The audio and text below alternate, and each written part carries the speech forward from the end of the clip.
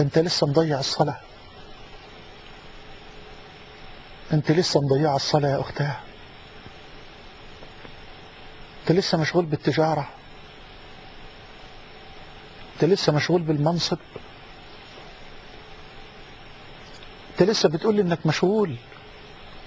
ما أنت هتفضل على طول كده مشغول. لو استسلمت لدوامة العمل وركبت هذه الساقية فلن تستفيق إلا في القبور بين عسكر الموتى.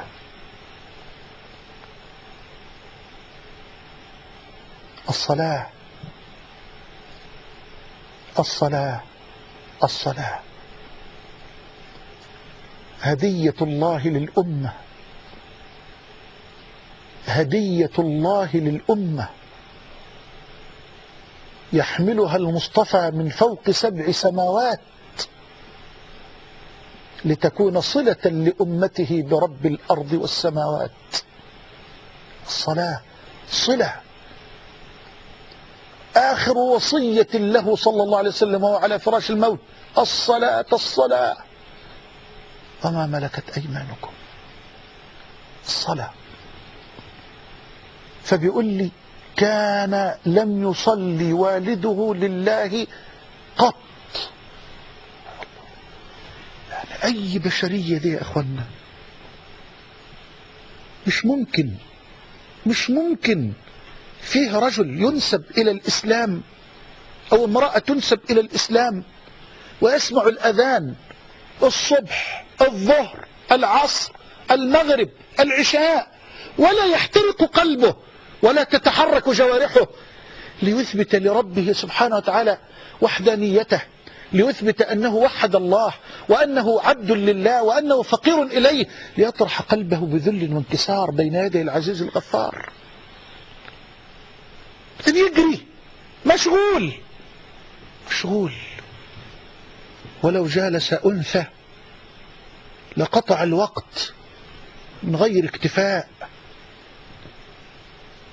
تأتي للصلاة في فتور وكأنك قد دعيت إلى البلاء، وإن أديتها جاءت بنقص لما قد كان منك من شرك الرياء، وإن تخلو عن الإشراك فيها تدبر للأمور بالارتقاء. ويا ليت التدبر في مباح ولكن في المشقة والشقاء، وإن كنت المصلي يوما بين خلقه أطلت ركوعها بالانحناء، وتعجل خوف تأخير لشغل وكأن الشغل أولى من لقائي. وإن كنت المجالس يوما أنثى قطعت الوقت من غير اكتفاء.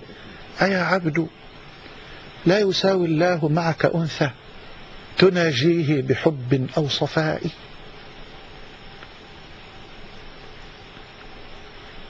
أنت لسه مشغول عن الصلاة، أنت لسه مشغولة عن الصلاة يا أختاه. هي الآن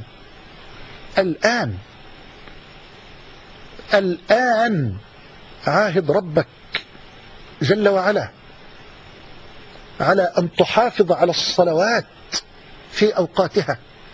وأنت يا أختاه عاهدي ربك على أن تحافظي على الصلوات في أوقاتها.